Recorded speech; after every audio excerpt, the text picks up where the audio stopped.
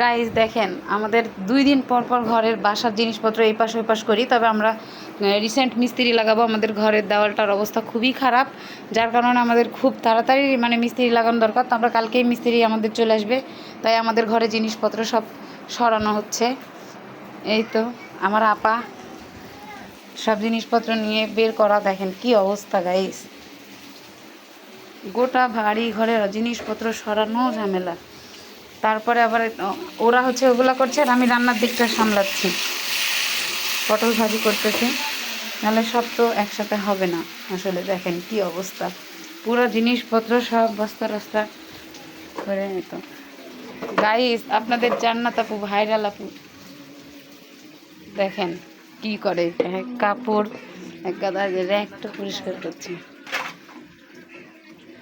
তিনি খুব ব্যস্ত, ব্লগ করা তো দূরের কথা। না, আর আমাকে খাটাতে খাটাতে একদম মেরে ফেলে দিল।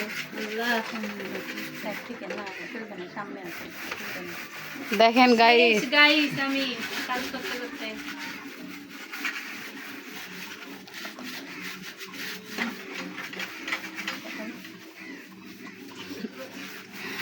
উপরে ঘষা মাজা করছে, ঘষা মাজা।